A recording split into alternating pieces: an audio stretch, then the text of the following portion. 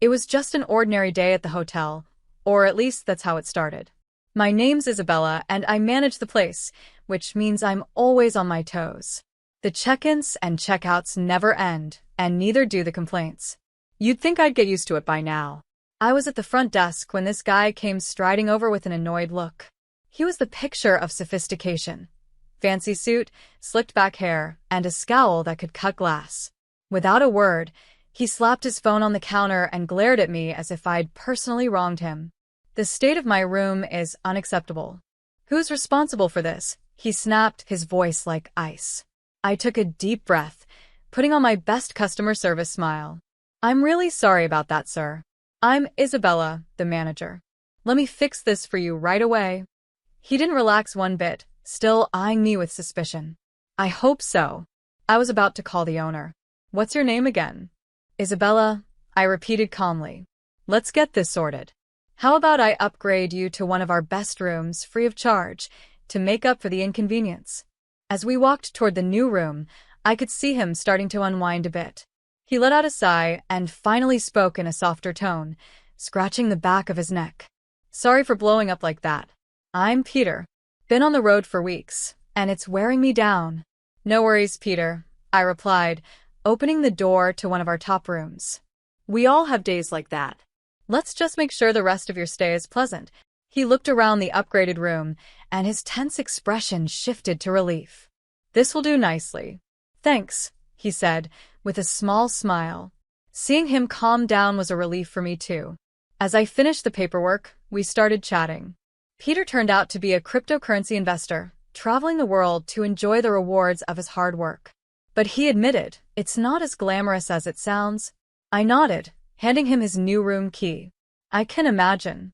But hey, at least you get to meet new people all the time, right? He chuckled, yeah, like hotel managers who know how to handle grumpy guests. I laughed. It's part of the charm of the job. Just before heading to his room, he paused. Hey, Isabella, would you like to grab dinner later? I owe you for putting up with my attitude. The invitation caught me off guard, but he seemed sincere, and I found myself smiling. Sure, Peter. That sounds nice. And so, that's how I ended up having dinner with a hotel guest. We talked about everything from the ups and downs of cryptocurrency to our favorite pizza toppings. He was easygoing, laughed a lot, and surprisingly, he didn't seem to mind the everyday chaos that came with my job.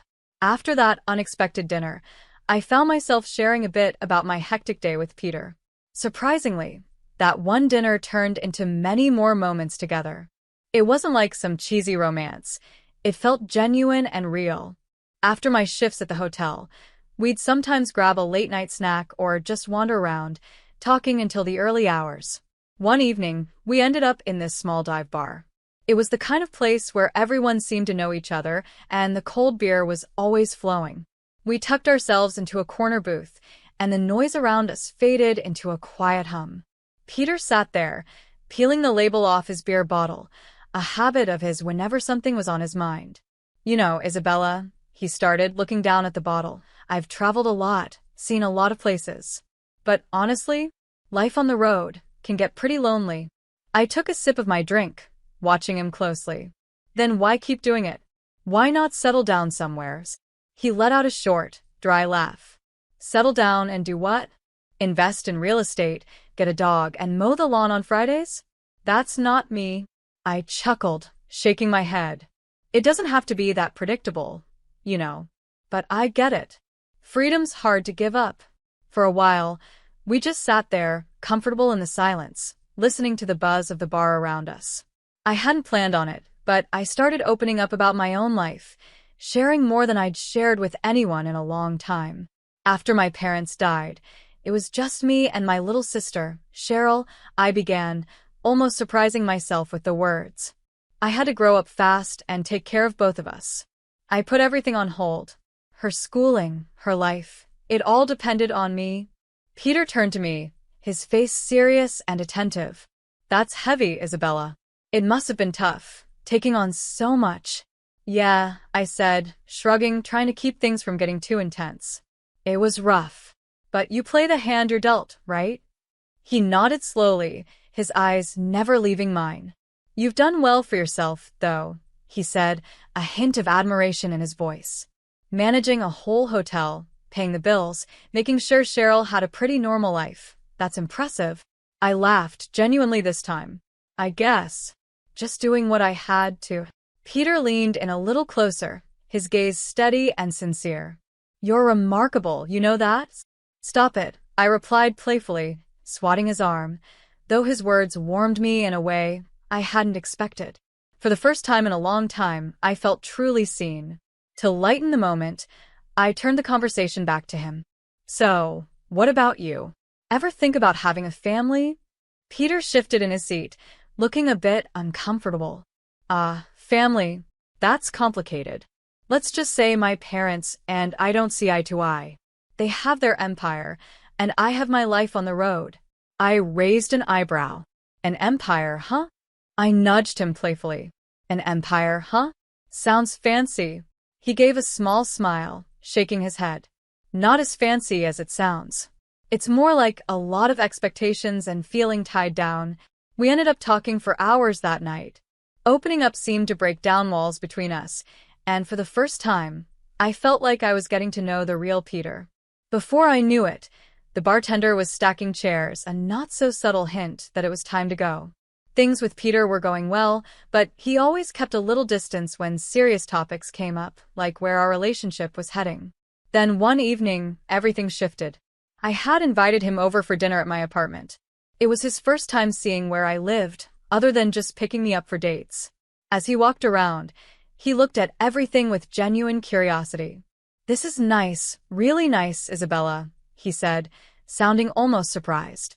I laughed, spreading my arms. What did you think? That I lived in a shack or something? He chuckled. I don't know. I guess I hadn't really thought about it. My parents left us in a decent spot when they passed away. We sold their house, and I bought this apartment for Cheryl and me. I made the first payment, and now it's all ours. Peter nodded, clearly impressed. You've done really well for yourself. I mean, really well. The evening went on, and after dinner, we settled on the couch, sharing a bottle of wine. That's when he dropped the bombshell. Isabella, I've been doing a lot of thinking about us. My heart started to race. I looked at him, raising an eyebrow. Oh yeah? And what have you been thinking? He took my hand, his eyes meeting mine with a look I hadn't seen before. I love you, Isabella. I know I said I wasn't looking to settle down, but with you it's different. I can't imagine being anywhere else but here, with you. His words hit me like a wave. Just a few weeks ago, he was all about freedom and not being tied down, and now this? But as I looked into his eyes, I could see he was serious. Are you sure, Peter? This isn't just the moment talking, is it? He shook his head, squeezing my hand. I've never been more serious about anything, Isabella. Will you marry me? The question hung in the air, heavy with meaning. My mind raced, but my heart had already decided. Before I could think twice, I found myself saying yes. Yes, I'll marry you. And just like that, we were engaged. A couple of weeks later, he surprised me with a beautiful ring. Simple but elegant. It felt surreal, like I was stepping into a dream I didn't want to wake up from. Peter dove into wedding planning almost immediately. You deserve something amazing, Isabella. Let's have a wedding no one will ever forget, he said one evening as we went over budgets and venue options. When he brought up the financial plan, though, I felt a bit uneasy. I've got all the contacts, Peter said confidently. I'll handle the arrangements. You just provide the funds, say, $60,000, and I'll make sure our honeymoon is at the most luxurious hotel in the world. After that, we can get a house together. Hearing the amount made me pause. It was a lot, almost everything I had. But seeing the excitement on his face made me push aside my hesitation. He looked so thrilled, so certain. Okay, if you think that's best. I trust you, Peter, I replied, and then transferred the money to his account, letting him take the reins on planning. Watching him dive into the wedding arrangements made my heart swell. Here was a man who had appeared in my life out of nowhere, but now felt like he had always been meant to be here. Every night, I went to bed with a smile, feeling lucky and grateful for how perfectly everything was falling into place. As the wedding plans moved forward, I felt it was time for Peter to meet my sister, Cheryl. She was the only family I had left, and her opinion mattered, even though she could be a bit too blunt sometimes. We decided to meet up at the local diner where Cheryl worked as a waitress. As soon as we walked in, the bell above the door jingled, and Cheryl spotted us right away. Her face lit up, and she waved us over. "Hey, sis," she called out with a big grin. Her gaze shifted to Peter, her eyes twinkling with mischief. "And you must be the famous fiancé I've heard all about." Peter smiled, that charming smile of his, and extended his hand to her. "And you must be the beautiful sister I've heard so much about. You two could be twins." I rolled my eyes, feeling both proud and slightly embarrassed. All right, cut the charm, mister." Cheryl laughed, leaning in with a playful look. "So, Peter, are you as rich as they say?" I felt my cheeks heat up. "Cheryl," I hissed, mortified by her directness. She always knew just how to push my buttons. But Peter just laughed, taking it all in stride. "Well, I've done all right," he replied smoothly, "but Isabella's right. It's not about the money. It's the love that matters." Cheryl raised an eyebrow, clearly impressed. "Smooth talker, huh? I like him." Over the next few weeks, Peter continued to be the perfect fiancé, charming, attentive, and always making me feel like I was the most important person in his life. He even managed to handle Cheryl's playful teasing without missing a beat, which was a relief.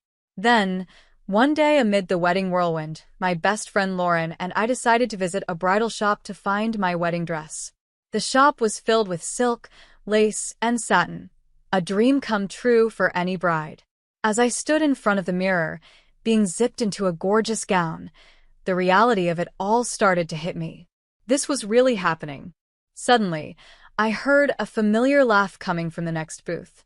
Curious, I peeked around the curtain and there, twirling in front of a mirror, was Cheryl, in a wedding dress. "Cheryl," I gasped, unable to hide my surprise. "What on earth are you doing in a wedding dress?" I stared at her, trying to wrap my mind around what she'd just said. "Are you serious? Is there something you need to tell me?" I asked, half amused and half concerned. Cheryl gave a little shrug, her smile crooked but distant. "Just let it be a surprise," she said, her tone light but with something underneath. Lauren chuckled, watching the exchange. "Looks like someone's caught the wedding bug."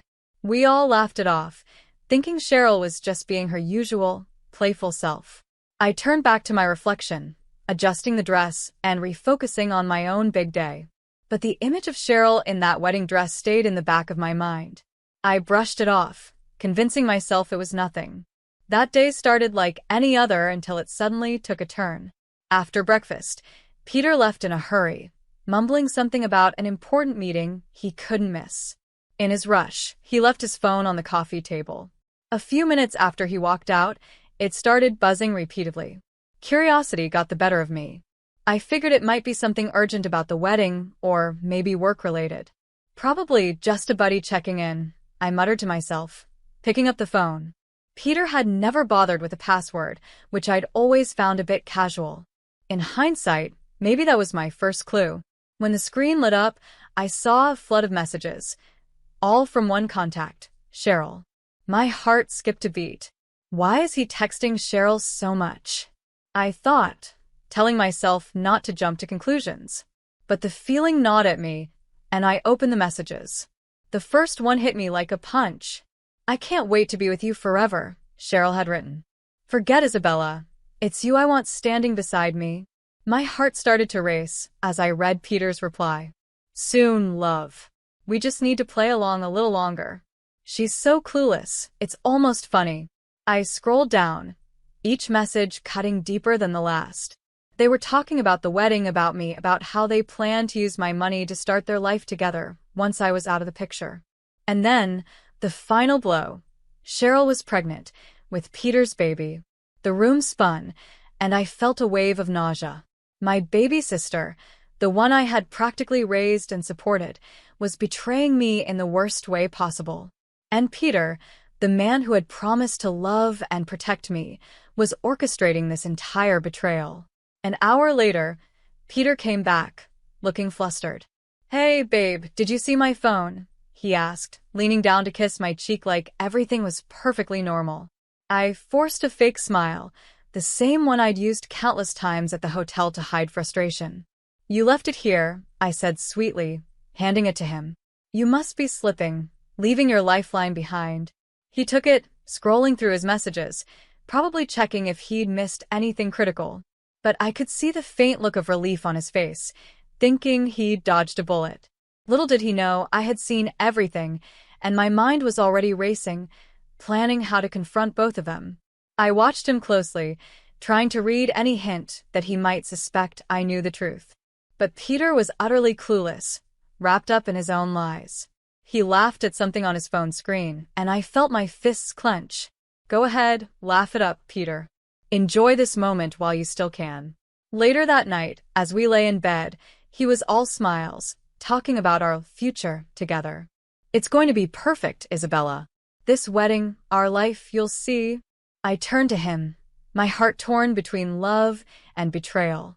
I'm sure it will be, I murmured, letting him pull me close.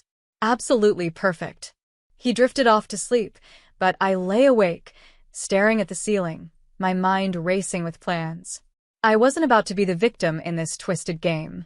If they wanted a show, I'd give them one they'd never forget. But first, I had to keep up the act of the loving fiancé just a little longer. Finally, the wedding day arrived, and with it, the stage for the performance of a lifetime. The grand hall was filled with flowers, and the guests were seated, whispering excitedly, completely unaware of the drama about to unfold. As we stood at the altar, just as we were about to exchange vows, the doors at the back of the hall burst open. Cheryl, wearing a wedding dress of her own, stormed down the aisle like she owned the place. The crowd gasped, turning to watch her as she marched right up to us, shoving me aside with a theatrical flair. I'm the one who deserves to be here, not you, Isabella, she announced loudly, her voice ringing through the hall. I'm having his baby. She turned to Peter. Tell her, tell everyone. Peter let go of my hand and laughed, a harsh, ugly sound that echoed through the room. Thanks, Isabella, for setting up this amazing wedding. It's perfect for me and your sister. The guests gasped, their faces frozen in shock. Peter continued, looking pleased with himself. Why don't you take a seat, Isabella? Enjoy the show as a guest. His words were meant to break me, but I just smiled calmly, stepping back with grace. Of course, I said, my voice steady. I wouldn't miss it for the world. Their smug smiles faded, confusion flickering in their eyes as I walked away, depriving them of the scene they'd expected. I sat down, crossed my legs, and watched the mess unfold before me, like a spectator in my own life. As Peter and Cheryl turned to face the priest and prepared to exchange their vows, another interruption stopped everything. A woman, clearly older and filled with fury, stormed down the aisle. Peter, she shouted, her voice slicing through the silence, and I saw Peter's face go pale. The entire room went dead quiet as the woman reached the altar, her face twisted in anger. I'm his wife, she declared, her voice shaking with rage. And the mother of his child, which he conveniently forgot, along with the vows he made to me. Cheryl's face drained of color, her legs seeming to buckle beneath her. She looked from Peter to the woman, then back at me, silently pleading for help, but there was nothing left to say. I simply leaned back, watching the chaos play out, feeling strangely free as my life unraveled, piece by piece, right in front of me. I stood up, my voice calm and steady, cutting through the noise. I have a little surprise for everyone too, I said, each word sharp and deliberate. Peter isn't just a cheater, he's broke. A private investigator confirmed that he's drowning in debt. His investments failed, and, worst of all, he's been stealing from his own family. The room erupted in shocked whispers, filling the air with the thrill of scandal. Peter's wife, now furious beyond words, turned her gaze to Cheryl. And you, she shouted, advancing toward my sister. How dare you? Cheryl stumbled back, tears streaming down her face as the full weight of her betrayal sank in. I watched, feeling a strange mix of satisfaction and sadness. After weeks of pain and careful planning, Seeing everything unravel felt like justice, though it left a hollow ache inside. Peter's wife continued, her voice harsh and unrelenting. He's left us with nothing, and you think he's going to build a life with you? Wake up, girl. Cheryl sobbed, her dream wedding unraveling into a nightmare. Peter tried to say something, desperate to salvage the situation, but his wife slapped him across the face, the sharp crack echoing through the hall and leaving everyone in stunned silence. As people were just beginning to absorb the chaos, the doors burst open again. This time, it was Peter's parents. They stepped inside, their faces filled with disbelief and disappointment. His father, a stern man in a well-tailored suit, scanned the room, his gaze finally landing on Peter. "I am utterly ashamed of you, Peter," his father's voice boomed, silencing the crowd. His gaze was hard and unyielding, as if he could force regret upon his son with a single look. His mother, a frail woman clutching a handkerchief, had tears streaming down her face. "My son, how could you?" she sobbed. "This is not how we raised you. Deceiving these women is unforgivable." Peter stood there, his usual charm crumbling under the weight of his family's public scorn. He opened his mouth to speak, maybe to explain, but his father cut him off coldly. "You are no longer part of this family's legacy. Consider yourself without an inheritance." The crowd erupted again, guests pulling out their phones, eager to capture the dramatic downfall of what had once been planned as my perfect wedding. In the weeks that followed, I took Peter to court. I sued him to recover the $60,000 he had conned out of me. I had foolishly handed over the money for the wedding, trusting Peter completely. But with clear evidence in hand, the judge ruled in my favor, ordering Peter to repay every single penny. Shortly after, Peter's wife filed her own lawsuit, seeking damages for emotional distress, deception, and alimony for their daughter. I attended every court session, feeling a bittersweet sense of justice as I watched Peter face the consequences of his lies. To my surprise, Cheryl was there by his side, supporting the man who had almost destroyed me. One day, outside the courtroom, she confronted me, her face full of hurt and defiance. "He loves me, Isabella, and I love him. We're going to get through this, no matter what you or anyone else thinks," she said, her voice shaking but determined. I looked at her, the sister I had once loved deeply, now seeming like a stranger. "Love? You call this love?" I asked, my voice thick with disbelief. "He used both of us, Cheryl.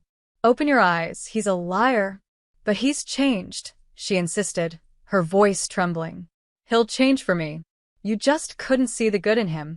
I shook my head, a bitter laugh escaping my lips. "Good? Cheryl, there's no good in him. He's a con artist, and you're just another one of his victims." As I walked away, a heavy weight settled over me.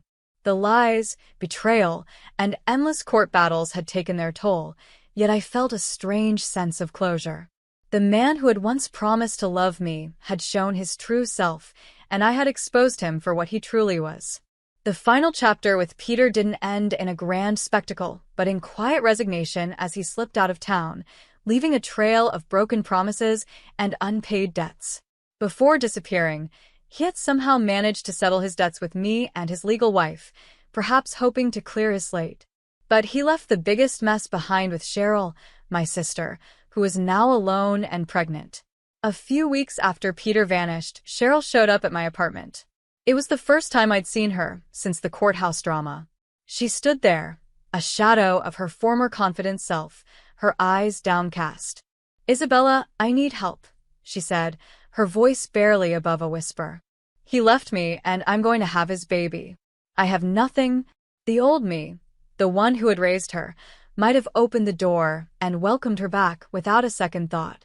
But too much had happened, too much hurt to easily forget. "You have the apartment," I said quietly, my voice firm but not unkind. "And you'll have the baby. That's a start. You're not on the streets, Cheryl. You're not helpless." "But I don't have any money, Isabella. The bills, the baby. I need help," she pleaded, desperation filling her eyes. I shook my head, the decision solid in my heart, even as it hurt to see her like this. You made your choice, Cheryl. Now you have to make another. You can figure this out. She stared at me, realization dawning in her eyes, and I closed the door. I knew it was time for her to find her own strength, just as I had. I had to be strong when Mom and Dad died, I said, my voice steady, and I had to be strong when you betrayed me. Cheryl broke down, covering her face with her hands, her body trembling. I never meant to hurt you. I thought I was in love. I really did. Love doesn't make you betray your family, I replied, my words firm. Love doesn't make you stand by while I was humiliated. If you loved me, you would have stayed away from him, or told me the truth before everything fell apart. Cheryl looked up, desperation filling her eyes. So, that's it? You're just going to turn me away? Yes, I answered, my voice unwavering. You're going to walk away from here and take care of your child, just like I took care of you. I turned, walked back into my apartment, and closed the door, shutting out her cries with a final, echoing slam. It was the hardest thing I had ever done, but I knew it was necessary. After that day, life gradually returned to a quiet, peaceful normal that I hadn't realized I missed. I threw myself back into work, picked up old hobbies I had neglected, and slowly rebuilt the independence that had always been a part of who I was. As for Cheryl, I heard through family friends that she had her baby, a little girl. They said she was managing getting by on her own. I sincerely hoped she would find her way, that she would grow strong as a mother in the way she hadn't as a sister.